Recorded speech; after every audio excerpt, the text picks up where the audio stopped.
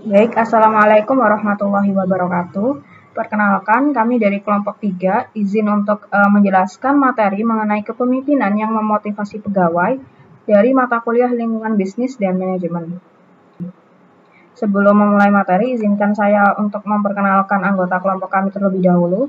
Yang pertama ada Siti Halimatus dengan NPM akhir 088, yang kedua ada Nindya Drasti dengan NPM akhir 111, kemudian ada Alia Nabila dengan NPM akhir 123, ada Sabita Amelia dengan NPM akhir 126, Rafika Sabrina dengan NPM akhir 133, Meisa Anggita dengan NPM 159, dan Rahmat Isa dengan NPM akhir 208. Di sini saya akan menjelaskan hakikat kepemimpinan di era modern. Nah, secara konseptual, kepemimpinan modern itu didefinisikan sebagai suatu proses sosial yang dinamis, di mana seorang individu mampu memengaruhi, memotivasi, dan mengarahkan orang lain secara sukarela untuk mencapai tujuan yang bermakna.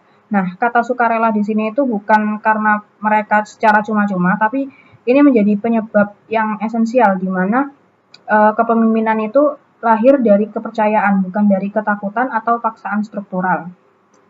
Kemudian pada kepemimpinan modern sendiri terdapat dimensi-dimensi hakikat. Di sini ada 4 hakikat.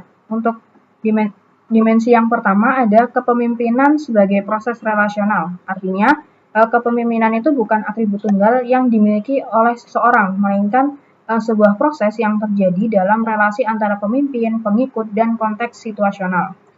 Yang kedua, ada dimensi kepemimpinan sebagai tanggung jawab moral, di mana pemimpin modern saat ini tidak hanya bertanggung jawab atas pencapaian target organisasi, tapi juga memegang tanggung jawab terhadap kesejahteraan setiap anggota yang ia pimpin. Yang ketiga, ada orientasi transformasi, di mana pemimpin ini tidak hanya mengelola perubahan, tetapi juga mendorong pertumbuhan intelektual dan emosional pengikut yang ia pimpin untuk membangkitkan motivasi dan menginspirasi visi yang lebih besar dan dari sekedar kepentingan sesaat. Yang keempat ada kepemimpinan yang didistribusikan. Kepemimpinan yang didistribusikan ini tidak lagi berpusat pada satu figur saja, tetapi juga setiap individu itu memiliki potensi memimpin sesuai dengan bidang keahlian dan konteks yang relevan, sehingga menciptakan ekosistem kepemimpinan yang lebih adaptif dan tangguh. Baik, untuk selanjutnya yaitu perbedaan kepemimpinan bos atau tradisional dan leader atau masa kini. Terdapat 4 aspek pembeda yang akan saya jelaskan. Yang pertama yaitu perbedaan bos dan leader dari sisi landasan otoritas dan sumber pengaruh. Di mana dalam sisi ini seorang bos dalam pengertian tradisional itu bertumpu pada otoritas yang formal dan bersumber dari posisinya yang hierarkis. Jadi pengaruhnya bersifat koersif, di mana bawahan itu harus mematuhi bukan karena mereka percaya, tetapi karena adanya konsekuensi apabila bawahan tadi tidak melakukan apa yang diucapkan oleh bos tersebut. Nah, sebaliknya seorang leader ini membangun otoritasnya itu melalui kepercayaan, kompetensi, dan kemampuan relasional, sehingga pengaruhnya itu bersumber dari keteladanan yang jauh lebih berkelanjutan dan menghasilkan komitmen kepada bawahannya. Yang kedua, dari sisi orientasi terhadap sumber daya manusia, di mana seorang bos tradisional ini cenderung memandang bawahan sebagai seseorang yang perlu dikelola dan dioptimalkan untuk pencapaian target saja. Nah, sedangkan seorang leader ini memandang setiap individu sebagai pribadi yang multidimensi, di mana seorang individu mampu bertanggung jawab dan berkontribusi secara optimal apabila mereka ini diberi kepercayaan dan kondisi yang mendukung. Yang ketiga, dari sisi pola komunikasi dan pengambilan keputusan, di mana pada model kepemimpinan tradisional menerapkan komunikasi satu arah atau top down, di mana informasi dan keputusan mengalir dari atas ke bawah tanpa ruang dialog yang bermakna bagi bawahannya. Sedangkan untuk model kepemimpinan modern, mereka menerapkan komunikasi dua arah yang dialogis dan inklusif antara pemimpin dan bawahan. Jadi pemimpin secara aktif itu menciptakan ruang bagi anggota tim untuk menyuarakan ide atau keluh kesah mereka yang nantinya akan memengaruhi keputusan yang lebih baik dan membangun. Dan yang keempat ada sisi respons terhadap kegagalan dan akuntabilitas, di mana seorang bos ini cenderung menggunakan kegagalan sebagai momen untuk menetapkan tanggung jawab dan menjatuhkan sanksi kepada bawahannya, yang nantinya akan menciptakan budaya yang diwarnai ketakutan untuk melakukan suatu inovasi. Sedangkan seorang leader, sebaliknya, mereka memandang kegagalan ini sebagai peluang untuk pembelajaran ke depannya. Jadi, secara internal ini pemimpin atau leader itu akan memfasilitasi refleksi yang konstruktif bagi seluruh timnya. Baik, selanjutnya yaitu adaptabilitas dan kecerdasan emosional atau EQ dalam kepemimpinan. Yang pertama yaitu mengenai adaptabilitas sebagai kompetensi kepemimpinan strategis. Di era modern saat ini, teknologi berkembang, pasar juga bergeser, dan situasi global ini seringkali tidak dapat diprediksi oleh manusia. Nah, kondisi ini yang disebut dengan lingkungan VUCA dan BANI, atau sebuah kondisi di mana ketidakpastian menjadi hal yang tidak bisa dihindari oleh seseorang.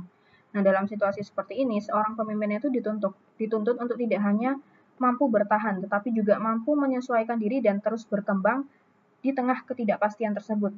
Nah, pemimpin yang adaptif mampu belajar dari pengalaman baru yang berupa kegagalan, serta mampu mengambil keputusan meski tidak ada kepastian gitu, serta mampu membuka pikirannya terhadap cara-cara baru yang lebih relevan. Yang kedua, mengenai EQ sebagai fondasi efektivitas, seorang psikolog yang bernama Daniel Goleman menyatakan bahwa kecerdasan emosional berkontribusi hingga 90% terhadap keberhasilan seorang pemimpin. Artinya, sepintar apapun seseorang secara intelektual, namun tanpa kemampuan mengelola emosional dan memahami orang lain, maka efektivitas kepemimpinannya akan sangat terbatas. Kecerdasan emosional sendiri memiliki 5 hal pokok. Yang pertama yaitu kesadaran diri atau kemampuan mengenali emosi kita sendiri. Yang kedua, regulasi diri atau kemampuan mengendalikan emosi agar tidak bereaksi secara impulsif. Yang ketiga ada motivasi intrinsik atau semangat yang datang dari dalam diri, bukan sekedar dorongan dari luar. Yang keempat ada empati atau kemampuan memahami dan merasakan apa yang dirasakan oleh orang lain. Dan yang kelima adalah keterampilan sosial atau kemampuan membangun hubungan yang baik dan berkomunikasi secara efektif. Baik, selanjutnya akan dilanjutkan oleh rekan saya. Terima kasih. Baik, selanjutnya saya akan membahas mengenai kepemimpinan karismatik. Karisma dalam kepemimpinan dapat dipahami sebagai kemampuan seorang individu untuk mempengaruhi dan menggerakkan orang lain melalui kekuatan kepribadian, keyakinan, serta cara berkomunikasi yang memikat. Banyak yang mengira karisma adalah sesuatu yang hanya dimiliki sejak lahir, padahal tidak demikian. Karisma dapat tumbuh dan berkembang seiring akumulasi pengalaman, kejelasan terhadap nilai yang dipegang, serta keberanian dalam mengambil sikap di tengah situasi yang menuntut ketegasan. Lalu, apa saja karakteristik utama seorang pemimpin karismatik? Yang pertama adalah visi yang kuat. Pemimpin karismatik tidak hanya memiliki tujuan, mereka mampu menggambarkan masa depan secara meyakinkan sehingga pengikutnya benar-benar percaya bahwa tujuan tersebut dapat dicapai. Yang kedua, mereka berani mengambil risiko. Mereka tidak ragu untuk melawan arus atau membuat keputusan yang tidak populer, selama hal itu sesuai dengan keyakinan mereka. Dan yang ketiga yaitu mereka cenderung tidak konvensional, kerap bertindak di luar norma umum, namun justru cara itulah yang memperkuat kredibilitas dan pengaruh mereka. Selanjutnya kita lihat bagaimana gaya kepemimpinan ini berdampak pada loyalitas pengikut. Kepemimpinan karismatik terbukti mampu membangun loyalitas yang tinggi dan bersifat personal. Artinya, pengikut tidak sekedar berkomitmen pada organisasi tempat mereka bekerja, tetapi pada sosok pemimpinnya secara langsung. Mereka percaya, mereka kagum, dan mereka mau bergerak karena pemimpinnya, bukan karena aturan atau jabatan. Kondisi ini membawa dua konsekuensi yang perlu kita pahami. Di satu sisi, ini adalah kekuatan yang luar biasa. Loyalitas personal melahirkan dedikasi tinggi dan semangat kerja yang sulit didapatkan dari sekedar sistem reward dan punishment. Namun, di sisi lain, ini juga menjadi kerentanan. Ketika sang pemimpin mundur atau tidak lagi aktif, organisasi berisiko kehilangan arah karena tergantung pada satu figur. Maka dari itu, kepemimpinan karismatik idealnya diimbangi dengan sistem dan budaya organisasi yang kuat, agar dampak positifnya dapat bertahan meski tanpa kehadiran sang pemimpin. Selanjutnya adalah kepemimpinan transformasional.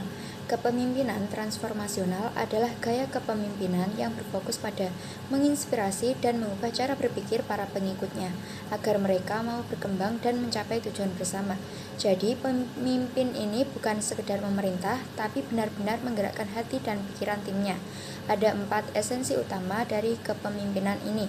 Yang pertama, mengubah cara berpikir dan nilai pengikut menjadi lebih positif.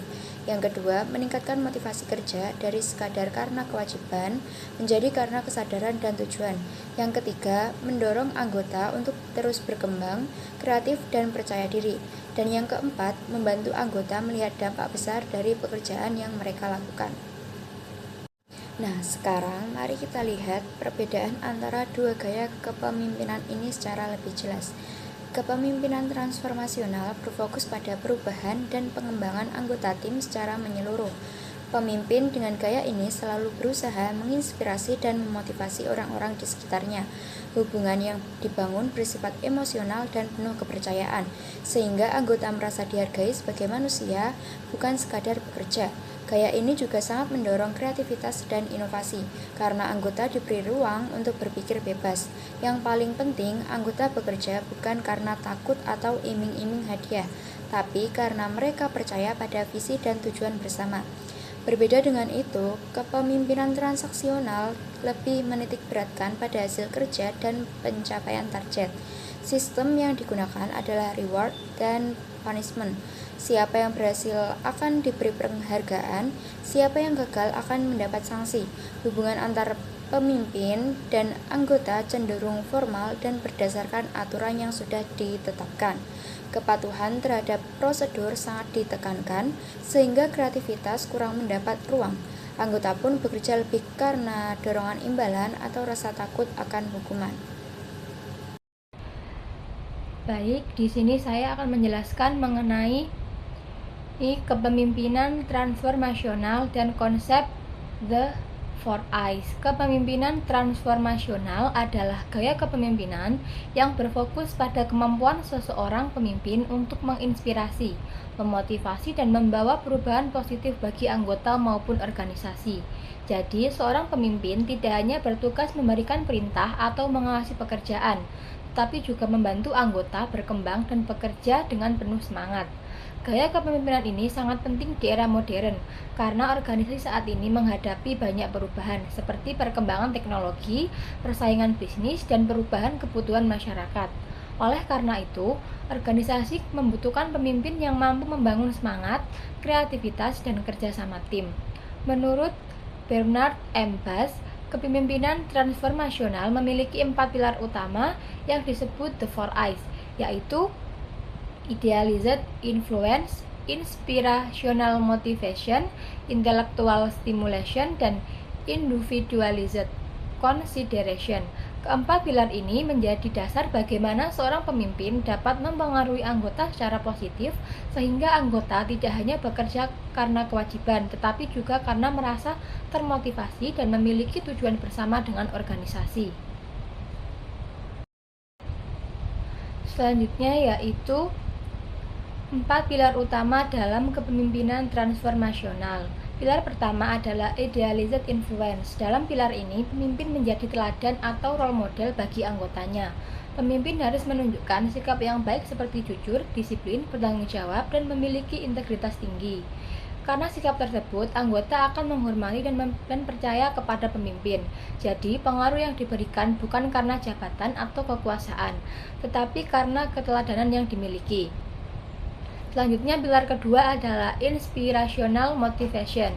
Pemimpin memberikan motivasi dan semangat kepada anggota melalui visi dan tujuan yang jelas. Pemimpin mampu membuat organisasi merasa bahwa pekerjaan mereka memiliki makna penting bagi organisasi.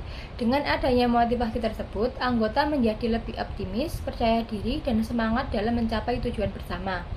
Selanjutnya, pilar ketiga yaitu intellectual stimulation. Pada bagian ini, pemimpin mendorong anggota untuk berpikir kreatif, inovatif, dan berani menyampaikan ide baru. Pemimpin tidak hanya menerima cara kerja lama, tetapi juga membuka kesempatan bagi anggota untuk mencari solusi yang lebih efektif. Dengan begitu, organisasi dapat terus berkembang dan lebih mudah menghadapi perubahan. Dan yang terakhir yaitu individualized consideration. Dalam pilar ini, pemimpin memberikan perhatian secara personal kepada setiap anggota. Pemimpin memahami bahwa setiap individu memiliki kemampuan, kebutuhan, dan karakter yang berbeda. Oleh karena itu, pemimpin berperan sebagai mentor atau pembimbing yang membantu anggota mengembangkan potensi mereka. Selanjutnya yaitu contoh tokoh dan dampak kepemimpinan transformasional. Tokoh pertama adalah Nelson Mandela. Beliau dikenal sebagai pemimpin yang mampu menginspirasi masyarakat Afrika Selatan melalui perjuangannya dalam menciptakan perdamaian dan persatuan. Nelson Mandela menunjukkan integritas, keberanian, dan sikap memaafkan sehingga masyarakat sangat menghormatinya. Hal tersebut merupakan contoh dari idealized influence. Tokoh kedua adalah Steve Jobs. Beliau dikenal memiliki visi besar dan mampu memotivasi timnya untuk menciptakan inovasi dalam dunia teknologi. Steve Jobs selalu mendorong kreativitas dan berpikir berbeda sehingga lahirlah berbagai produk inovatif. Ini merupakan contoh dari inspirational motivation dan intellectual stimulation. Tokoh berikutnya adalah Satya Nadella yang berhasil mengubah budaya kerja di Microsoft menjadi lebih terbuka, kolaboratif, dan inovatif. Ia juga fokus pada pengembangan kemampuan karyawan sehingga perusahaan menjadi lebih maju. Dari kepemimpinan transformasional ini terdapat beberapa dampak positif bagi organisasi. Pertama, meningkatnya loyalitas dan kepercayaan anggota terhadap pemimpin. Kedua, terciptanya lingkungan kerja yang kreatif dan inovatif. Ketiga, anggota menjadi lebih termotivasi sehingga produktivitas organisasi lebih meningkat. Oleh karena itu, gaya kepemimpinan transformasional dianggap sangat efektif dalam menghadapi tantangan organisasi modern. Baik, di sini saya akan menjelaskan mengenai teori hierarki kebutuhan Maslow dan teori hierarki Alderfer. Yang pertama, kita akan membahas teori hierarki kebutuhan Maslow. Abraham Maslow berpendapat bahwa manusia memiliki 5 tingkat kebutuhan yang tersusun secara hierarkis seperti piramida, dan seseorang baru akan mengejar kebutuhan tingkat atas setelah kebutuhan di bawahnya terpenuhi. Yang pertama yaitu ada kebutuhan fisiologis, yakni kebutuhan dasar untuk bertahan hidup. Kemudian yang kedua yaitu kebutuhan keamanan, yakni rasa aman dari ancaman fisik maupun emosional. Kemudian yang ketiga yaitu kebutuhan sosial, yakni kebutuhan akan interaksi, cinta, dan penerimaan. Kemudian yang keempat yaitu kebutuhan penghargaan, yakni kebutuhan akan status, pengakuan, dan harga diri. Kemudian yang terakhir atau yang kelima yaitu aktualisasi diri, yakni keinginan untuk menjadi versi terbaik dari diri sendiri dan mengembangkan potensi penuh. Kemudian yang kedua kita akan membahas mengenai teori hierarki Alderfer atau penyederhanaan dari Maslow. Clayton Alderfer menyempurnakan teori Maslow menjadi lebih fleksibel dengan 3 kelompok kebutuhan inti yang dikenal sebagai hierarki. Yang pertama yaitu existence, yakni menyatukan kebutuhan fisiologis dan keamanan Maslow, yaitu fokus pada kebutuhan fisik untuk bertahan hidup. Kemudian yang kedua yaitu relatedness, yaitu menyatukan kebutuhan sosial dan bagian eksternal dari penghargaan Maslow, dan fokus pada hubungan interpersonal dan interaksi sosial. Kemudian yang terakhir yaitu growth, yakni menyatukan bagian internal dari penghargaan dan aktualisasi diri Maslow, dan fokus pada pengembangan diri dan produktivitas. Nah, perbedaan utama dari kedua teori tersebut adalah Alderfer memperkenalkan prinsip frustration regression. Jadi, jika seseorang gagal memenuhi kebutuhan tingkat atas atau growth, maka mereka akan kembali fokus secara intens pada kebutuhan di bawahnya, meskipun kebutuhan itu sudah terpenuhi sebelumnya. Kemudian kita lanjut ke pembahasan yang ketiga yaitu aplikasi praktis di tempat kerja. Manajer yang efektif menggunakan teori ini untuk menyesuaikan strategi kompensasi dan manajemen mereka. Yang pertama, ada gaji dan tunjangan, yakni perusahaan harus memastikan gaji pokok mencukupi kebutuhan dasar dan memberikan asuransi kesehatan agar karyawan merasa aman. Tanpa ini, karyawan tidak akan termotivasi untuk mencapai target yang lebih tinggi. Kemudian yang kedua yaitu budaya organisasi, yaitu dengan menciptakan lingkungan kerja yang kolaboratif melalui team building atau ruang kerja terbuka. Jika hubungan antar rekan kerja buruk, maka produktivitas biasanya menurun meskipun gajinya besar. Kemudian yang ketiga yaitu pengembangan diri, yakni memberikan tantangan baru, pelatihan, atau beasiswa pendidikan. Di sini saya akan menjelaskan konsep 2 faktor dari Frederick Herzberg. Yang pertama ada definisi. Herzberg menyatakan bahwa kepuasan dan ketidakpuasan kerja bukanlah suatu kontinum yang sama, melainkan dua hal yang disebabkan oleh faktor yang berbeda. Faktor higien atau intrinsik atau konteks kerja. Faktor ini merupakan kebutuhan dasar untuk mencegah rasa tidak puas di lingkungan kerja. Keberadaannya tidak serta-merta meningkatkan motivasi, namun ketidakadaannya akan menyebabkan penurunan moral yang drastis. Komponen utamanya ada kebijakan administrasi perusahaan, kualitas supervisi atasan, kompensasi atau gaji, hubungan antar manusia, serta kondisi fisik lingkungan kerja yang aman dan nyaman. Faktor motivator dan implementasi manajerial. Faktor ini berkaitan langsung dengan isi pekerjaan dan mampu memberikan dorongan psikologis yang meningkatkan performa jangka panjang. Faktor motivasi ini berfokus pada pemenuhan kebutuhan tingkat tinggi untuk pertumbuhan pribadi karyawan. Komponen utamanya ada pencapaian, pengakuan atau apresiasi atas hasil kerja, karakteristik pekerjaan yang menantang, tanggung jawab yang lebih besar, dan peluang untuk promosi atau pengembangan diri. Manajer harus memastikan faktor higien terpenuhi terlebih dahulu agar tidak ada hambatan kerja, kemudian memberikan faktor motivasi untuk membangun dedikasi dan loyalitas karyawan agar lebih tinggi. Baik, pada materi ini, yakni teori kebutuhan McClelland. Pada slide ini itu dijelaskan tentang teori kebutuhan McClelland yang dikemukakan oleh David McClelland. Nah, teori ini itu menjelaskan bahwa setiap individu itu memiliki kebutuhan yang berbeda yang dapat mempengaruhi perilaku dan motivasi dalam bekerja. Nah, kebutuhan yang pertama yakni need for achievement atau kebutuhan prestasi, yang dimana orang dengan kebutuhan ini biasanya itu memiliki dorongan kuat untuk mencapai keberhasilan, mendapatkan hasil yang terbaik, dan menyelesaikan pekerjaan dengan baik. Nah, yang kedua adalah need for power atau kebutuhan kekuasaan. Nah, individu ini itu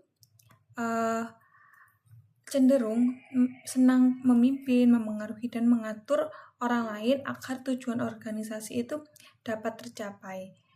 Selanjutnya, yakni yang ketiga adalah need for affiliation atau kebutuhan afiliasi, yang dimana orang dengan kebutuhan ini itu lebih menyukai hubungan sosial yang baik, suasana bekerja yang harmonis, dan ingin diterima dalam kelompok.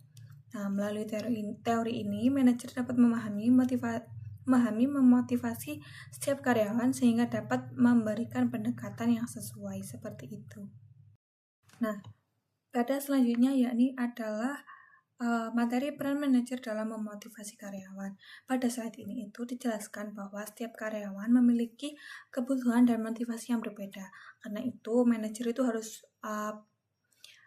memahami karakter karyawannya dan kebutuhan dominan dari masing-masing karyawan agar dapat memberikan motivasi yang tepat.